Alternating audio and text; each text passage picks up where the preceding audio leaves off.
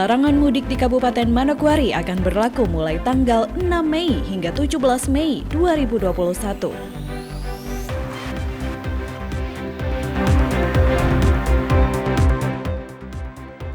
Direktorat Pol Airut Polda Papua Barat menggagalkan seorang warga yang hendak membawa 1 ekor penyu sisik.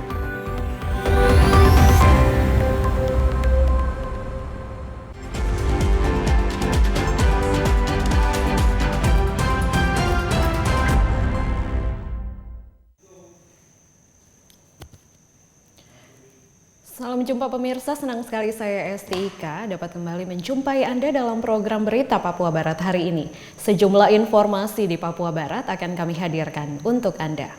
Inilah berita selengkapnya. Pemirsa, larangan mudik di Kabupaten Manokwari akan berlaku mulai tanggal 6 Mei hingga 17 Mei 2021 sesuai dengan surat edaran dari pusat. Larangan mudik Idul Fitri di tengah pandemi COVID-19 yang disampaikan melalui surat edaran yang berlangsung mulai tanggal 6 hingga 17 Mei 2021 akan diterapkan juga di Kabupaten Manokwari. Hal ini disampaikan Kepala Dinas Perhubungan Kelautan dan Perikanan Kabupaten Manokwari Albert Simatupang. Di ruang kerjanya disampaikan larangan mudik akan berlaku juga di Kabupaten Manokwari. Namun belum ada surat edaran dari Satuan Tugas COVID-19 Provinsi Papua Barat untuk larangan mudik. Namun masyarakat Manokwari dihimbau untuk tidak mudik Lebaran terutama keluar Papua Barat untuk menghindari penyebaran COVID-19. Himbauan atau aturan ini berlaku juga di masing-masing daerah masuk kita di Kabupaten Manokwari. Namun untuk khusus Kabupaten Manokwari nanti kami menunggu surat edaran dari Satgas Covid Provinsi. Bagaimana larangan mudiknya kami belum ada terima. Ini hanya sebatas kita di Papua Barat ini, ya. Jadi kami menunggu surat edaran dari Satgas Covid Provinsi. Dengan adanya surat edaran Pak Menteri ini, ya kami menghimbau kepada semua warga masyarakat Manokwari, ya, baik ASN, TNI Polri, BUMN maupun masyarakat seluruhnya, ya. Mari kita sama-sama, ya, untuk tidak melakukan mudik, ya, terlebih mudik ke luar Manokwari. Albert juga menambahkan, larangan mudik berlaku mulai dari 6 Mei hingga 17 Mei 2021 sesuai surat edaran dari pusat. Namun dari pantauan banyak masyarakat yang telah melakukan mudik keluar Manokwari. Pelarangan mudik ini dimulai dari tanggal 6 Mei sampai dengan 17 Mei. Ya, sesuai dengan surat edaran Pak Menteri. Ya, jadi tanggal 6, tapi ini saya lihat pemantauan kami sudah banyak yang melaksanakan mudik sebelum jatuh tempo tanggal 6 itu. Ya, sudah banyak masyarakat yang melaksanakan mudik, ya. Yang kendalanya nanti pada saat mereka pulang, ya, saat mereka pulang. Jadi jauh hari kami menghimbau kepada masyarakat, ya, supaya jangan melaksanakan mudik. Untuk pengawasannya, Dinas Perhubungan akan berkoordinasi dengan instansi terkait agar tidak ada masyarakat yang melakukan mudik Idul Fitri. Arina Irianan, TVRI Papua Barat melaporkan. Majelis Rakyat Papua Barat terus memproteksi hak kesulungan orang asli Papua. Hal ini sesuai amanat Undang-Undang Otonomi Khusus, namun hal tersebut belum berjalan maksimal. Pernyataan tersebut disampaikan Ketua Majelis Rakyat Papua Barat Maksi Ahoren. Menurut Maksi, sejak dilantik menjadi Ketua MRP Papua Barat, dirinya bersama rekan-rekannya telah bekerja keras untuk memproteksi hak kesulungan orang asli Papua. Namun, menurutnya, apa yang dilakukan selama ini belum berjalan dengan apa yang diinginkan. Maksi mencontohkan masalah yang belum berhasil dilakukan adalah pemilihan bupati dan wakil bupati yang keduanya harus orang asli Papua. Hal inilah yang membuat dirinya terus berkoordinasi dengan pemerintah pusat agar dapat duduk bersama dan berdialog terkait Undang-Undang Otonomi Khusus. Menyangkut tentang proteksi tentang hak dari kesulungan orang asli Papua, ini sudah kami lakukan dari kami dilantik sampai dengan hari ini. Walaupun ada yang sudah kami berhasil dorong dan juga ada yang tidak berhasil kami dorong. Salah satunya yang tidak berhasil kami dorong yaitu menyangkut tentang pemilihan bupati dan wakil bupati adalah orang asli Papua. Yang mana kami sangat mendorong itu dan gencar sekali, tetapi sampai dengan hari ini upaya kami belum berhasil, tetapi itu bukan berarti kami tidak menurun terus. Yang jelas bahwa kami akan menurun itu sampai dengan apa yang menjadi kerinduan dan masyarakat itu terpenuhi. Oleh karena itu dalam Perubahan Undang-Undang 1 itu sudah kami cukup menyampaikan kepada negara bahwa langkah yang awal untuk dalam Perubahan Undang-Undang 1 ini perlu kita duduk berbicara supaya apa menjadi kerinduan dan keinginan masyarakat menyangkut tentang kewenangan hak-hak orang asli Papua itu bisa dapat terpenuhi. Walau demikian, Maksi menambahkan sudah banyak yang dapat dilakukan untuk mengangkat hak kesulungan orang asli Papua, terutama di pemerintahan, dan saat ini yang masih berlangsung adalah penerimaan calon siswa Tamtama, Bintara, serta perwira kepolisian jalur otonomi khusus. Dan hal lain yang sudah kami capai itu cukup banyak. Antara lain itu adalah penerimaan formasi kedinasan. Banyak rekomendasi sudah kami buat dan banyak anak asli Papua yang sudah lolos. Terus kemudian juga menyangkut tentang pengangkatan jabatan-jabatan sekda, terus kemudian penerimaan polisi, CPNS, polisi tentara, dan sudah banyak. Kalau polisi tentara kurang lebih sudah hampir ribuan yang sudah kami lakukan rekomendasi untuk keselian dari orang asli Papua. Maksi menambahkan, para pihak yang terkait harus memberi peluang bagi anak-anak asli Papua yang hak politik mereka telah diambil dan sedang terjadi, sambil mengharapkan agar pemerintah dalam hal ini gubernur dan bupati harus memberi kesempatan kepada orang asli Papua untuk menduduki jabatan penting di birokrasi. Tim Liputan TVRI Papua Barat melaporkan.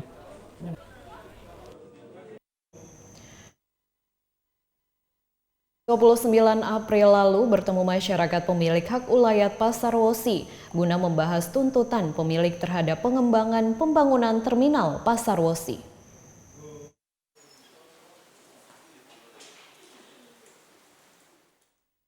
Belum lama ini pemilik hak ulayat pembangunan terminal Pasar Wosi Manokwari meminta pemerintah daerah untuk segera merealisasikan tuntutan mereka terkait pengembangan pembangunan terminal Pasar Wosi. Menindaklanjuti hal tersebut, Kamis 29 April kemarin, bertempat di Sasana Karya Kantor Bupati Manokwari, berlangsung pertemuan antara Pemda Manokwari dan masyarakat pemilik hak ulayat. Mengawali pertemuan tersebut, Kepala Dinas Perhubungan, Kelautan dan Perikanan Kabupaten Manokwari Albert Simatupang menyampaikan hasil pertemuan antara Dinas Perhubungan Kabupaten dan Provinsi bersama masyarakat pemilik hak ulayat.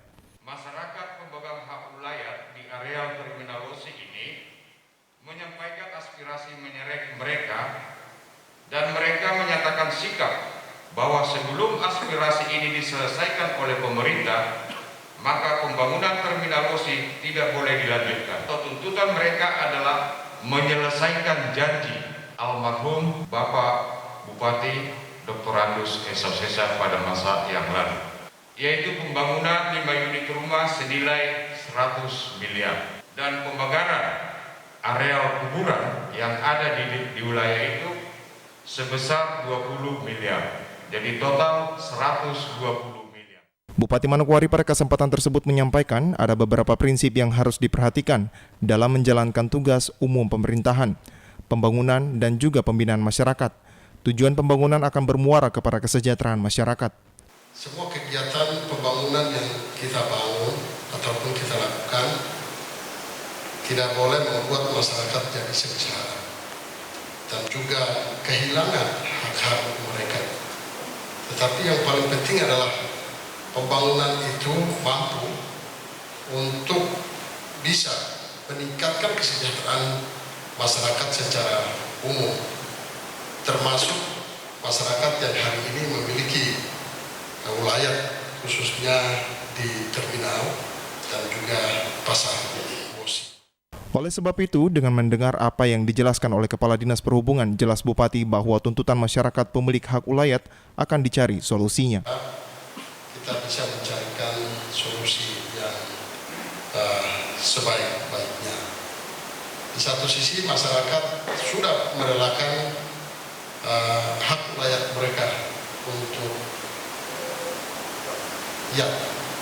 pelayanan pemerintahan kepada seluruh masyarakat, yaitu untuk pembangunan terminal tetapi juga pasar Wosi.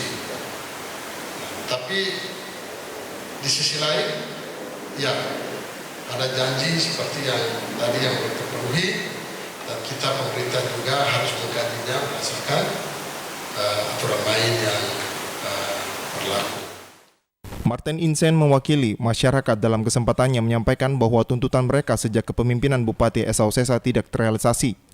Mereka pernah menyampaikan ke almarhum Bupati Demas Paulus Mandacan, namun juga tidak terrealisasi, sehingga mereka meminta pembayaran dapat dilakukan di tahun ini. Jika tidak terrealisasi, maka akan dilakukan pemalangan. Arina Irianan, TVRI Papua Barat melaporkan. Informasi selanjutnya akan hadir setelah jeda berikut ini. Tetaplah bersama kami.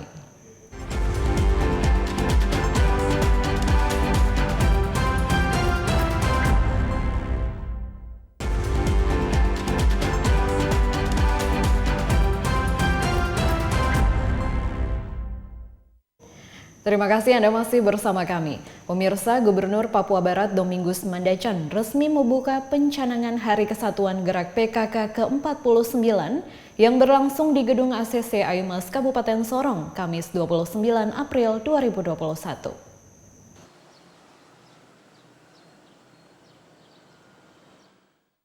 Acara diawali dengan laporan Ketua Panitia oleh Ibu Anike P. Kawap yang menyampaikan HKG ke-49 tahun 2021 dilaksanakan atas dasar Peraturan Presiden Nomor 99 Tahun 2017 tentang Gerakan Pemberdayaan Kesejahteraan Keluarga dan Permen Nomor 36 Tahun 2020 tentang pelaksanaan Peraturan Presiden serta surat-surat Ketua Tim Penggerak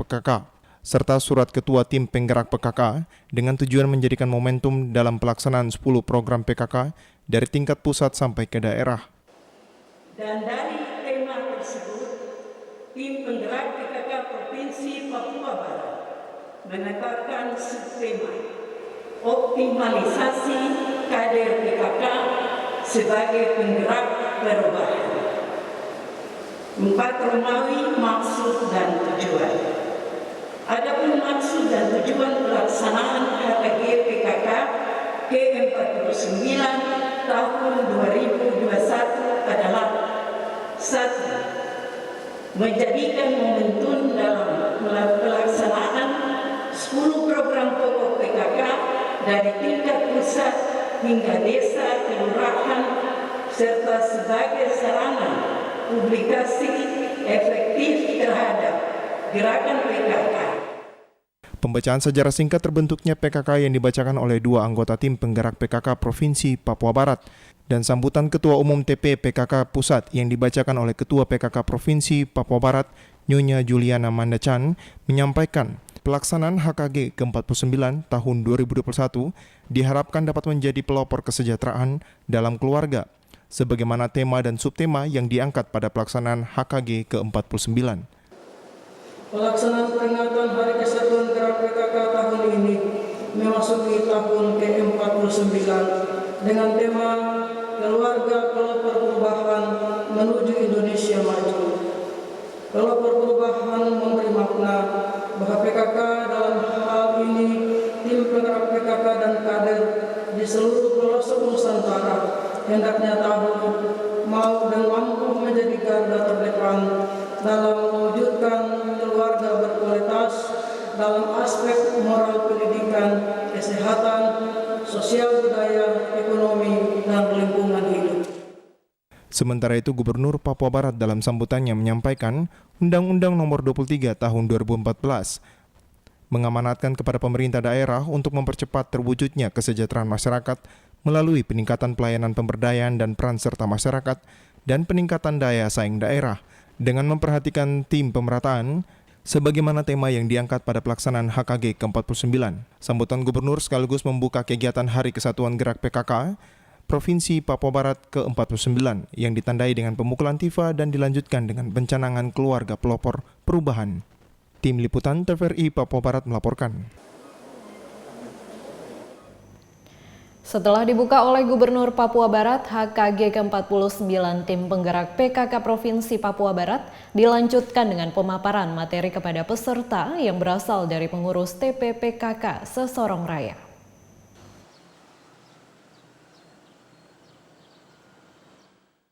Dengan dibukanya secara resmi kemarin oleh Gubernur Papua Barat HKG ke-49 Tim Penggerak PKK Provinsi Papua Barat pada Jumat 30 April dilanjutkan dengan pemaparan materi stunting yang merupakan salah satu isu global di Indonesia.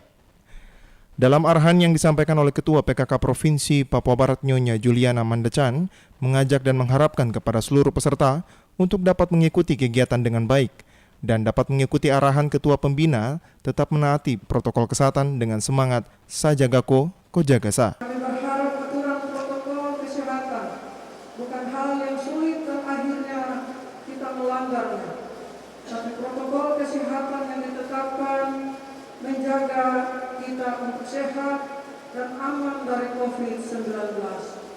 Mari kita tetap mengikuti protokol kesehatan dengan semangat Sajagako Kojagasa. Ibu-ibu yang saya kasihi, tentunya saya juga berharap dalam mengikuti kegiatan kita taat dan mengikuti protokol yang ditetapkan. Kita akan menjaga komitmen dan kepercayaan Bapak Pembina yang mengizinkan kegiatan ini dengan tatap muka. Mohon maaf jika peserta harus dibatasi karena ini bagian dari ketaatan kita untuk kegiatan di masa pandemi. Stunting atau masalah kurang gizi kronis yang disebabkan oleh kurangnya asupan gizi dalam waktu yang cukup lama sehingga menyebabkan gangguan pertumbuhan pada anak baik fisik maupun kecerdasan anak. Sebagaimana materi pertama yang disampaikan oleh Dr. Feni M. Pasei. Sakit, anak akan menjadi sakit-sakitan, kemudian kemampuan otaknya menjadi rendah, kemampuan bersaingnya di sekolah akan menjadi rendah, gangguan kesehatannya yang tadi sudah saya sampaikan, pada masa depannya akan berbagai macam penyakit menyerangnya, kemudian produktivitas kemampuan kerjanya juga akan menjadi rendah. Usai penyampaian materi pertama, seluruh peserta dibagi sesuai dengan kelompok pokja masing-masing dan dipandu oleh instruktur dari pengurus PKK Provinsi dengan membahas tugas dan tanggung jawab pokja di daerah masing-masing. Tim Liputan TVRI Papua Barat melaporkan. Kasat Binmas Polres Manokwari melakukan pertemuan dengan ormas dan para seniman di Manokwari. Pertemuan ini guna menjalin silaturahmi yang dikemas dalam buka puasa bersama.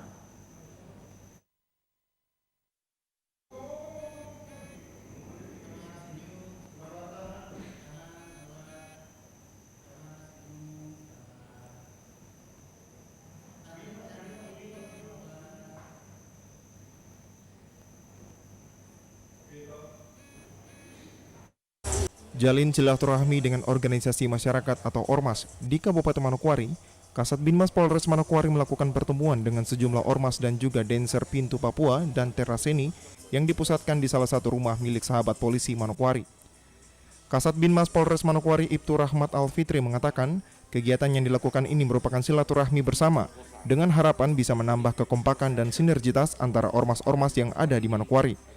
Oleh sebab itu, Al-Fitri juga berharap kegiatan ormas ke depannya bisa berjalan dengan lancar dan aman dengan dukungan yang diberikan dari Satuan Binmas, sehingga dapat menumbuh kembangkan situasi Kamtipmas di wilayah Manokwari yang semakin kondusif.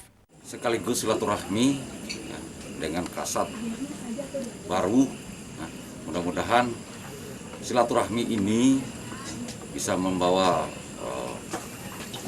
kekompakan, bisa membawa sinergitas dengan ormas-ormas yang ada di wilayah Manokwari.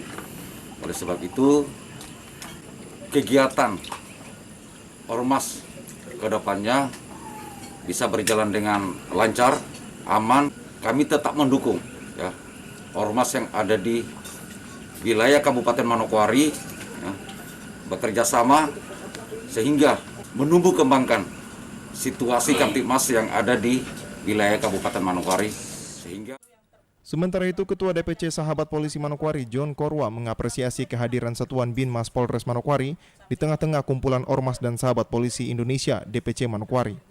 Kata John Korwa, selain untuk menjalin kerjasama, melalui pertemuan semacam ini diharapkan kegiatan-kegiatan mereka ke depannya dapat didukung oleh Satuan Binmas Polres Manokwari.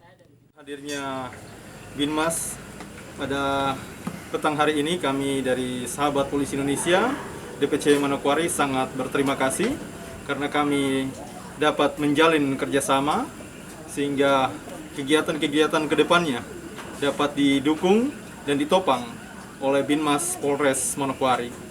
Dan harapan kami, kiranya kegiatan seperti ini tidak sampai di sini, namun terus ada keberlanjutan. Kami akan terus membangun silaturahmi dan kerjasama, sehingga harapan Manokwari yang damai, sejahtera, yang terhindar daripada berbagai bentuk gangguan-gangguan Kamtibmas. Demikian dari kami. Dengan adanya kegiatan silaturahmi antar Polri dan juga organisasi masyarakat dan juga seniman di Manokwari dapat mempererat kebersamaan yang sudah terjalin selama ini. Jimmy Tabisu, TVRI Papua Barat melaporkan. Informasi selanjutnya akan hadir setelah jeda berikut ini, tetaplah bersama kami.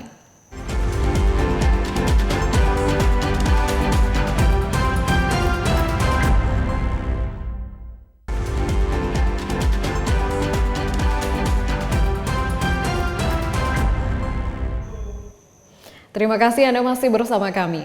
Pemirsa, Direktorat Pol Airut Polda Papua Barat menggagalkan seorang warga yang hendak membawa 1 ekor penyu jenis sisik di Jalan Trikora, Suprau.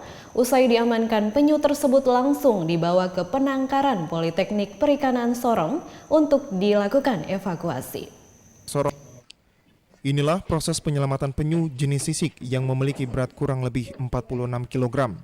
Saat diamankan dari seorang warga yang diduga akan membawa kabur penyu tersebut. Saat diamankan, penyu tersebut mengalami luka yang diduga terkena benda tajam. Penyu tersebut memiliki luka di bagian kepala dan di kedua siripnya, yang juga mengalami luka cukup serius. Tindakan penyelamatan langsung dilakukan setelah petugas Direktorat Pol Airut berhasil menggagalkan peredaran penyu sisik dari oknum yang tidak bertanggung jawab. Bersama pihak dari Balai Besar Konservasi Sumber Daya Alam, Loka, dan Yayasan Penyu Papua, seekor penyu malang itu setelah diamankan langsung dibawa ke lokasi penangkaran di Politeknik Perikanan Sorong untuk mendapatkan perawatan lebih lanjut. Kasudit Gakum Direktorat Pol Airut Polda Papua Barat, Kompol Syarifur Rahman menyampaikan, personil dari Direktorat Pol Airut Polda Papua Barat berhasil mengamankan seekor penyu dari warga yang hendak dibawa oleh seorang warga. Setelah berhasil diamankan, proses penyelamatan dilakukan terhadap penyu. Lebih lanjut, Rahman mengatakan, proses penyelidikan terus berjalan terkait penangkapan penyu dari tangan warga. Karena diketahui bersama penyu jenis sisik masuk dalam satwa yang dilindungi, sehingga hal ini juga memberikan edukasi kepada warga agar tidak menangkap penyu dan satwa yang dilindungi lainnya demi kepentingan sendiri.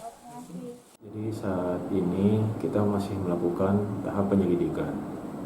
Untuk penyu, 1 ekor penyu kita temukan di masyarakat yang sedang menggunakan salah satu mobil. Jadi penyu itu kita masih lakukan penyelidikan. Kondisi penyu dalam kondisi terluka. Jadi kemungkinan pada waktu ditangkap atau diambil dari laut dengan menggunakan benda-benda tajam untuk melukai, sehingga mudah dilakukan untuk penangkapan dan dipindahkan.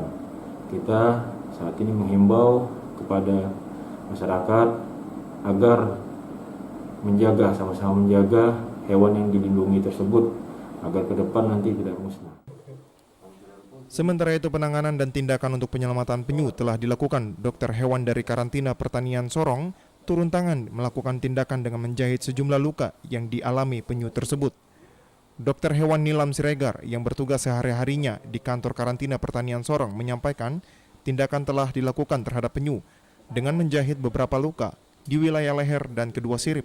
Setelah selesai dilakukan tindakan penyelamatan, selanjutnya tindakan perawatan masih dilakukan.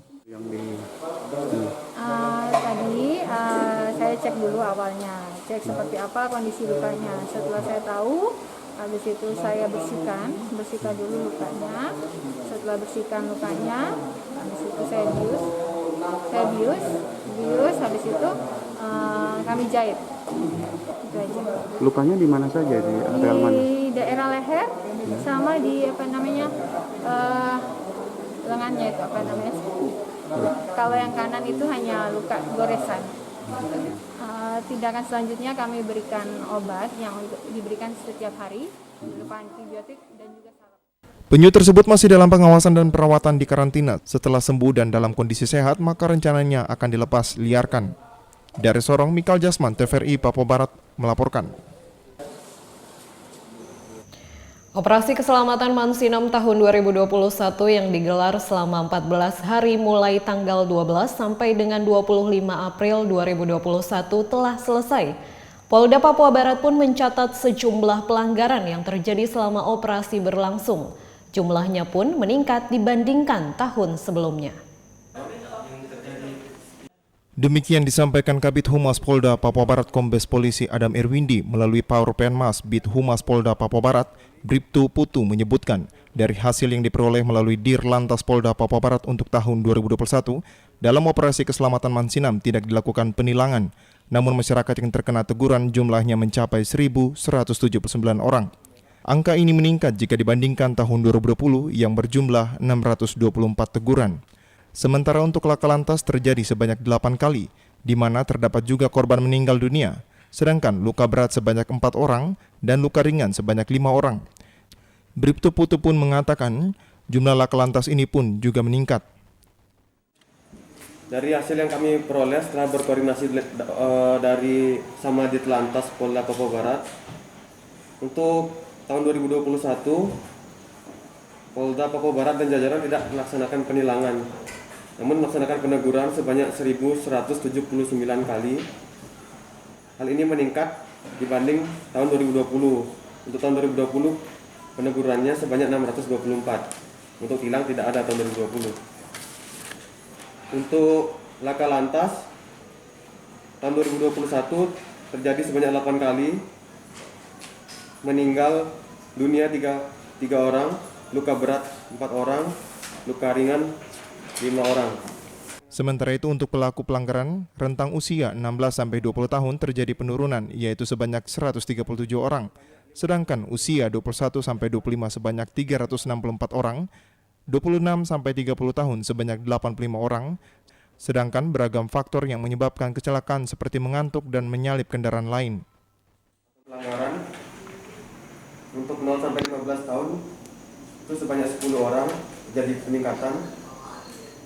Tentang usia 16-20 tahun terjadi penurunan, yaitu sebanyak tahun ini 137, usia 21-25 sebanyak 364 orang, 26-30 tahun sebanyak 385 orang, 31-35 tahun sebanyak 221 orang, usia 36-40 sebanyak 58 orang, 41-45 tahun sebanyak 2 orang, dan usia 51-55 tahun sebanyak 1 orang.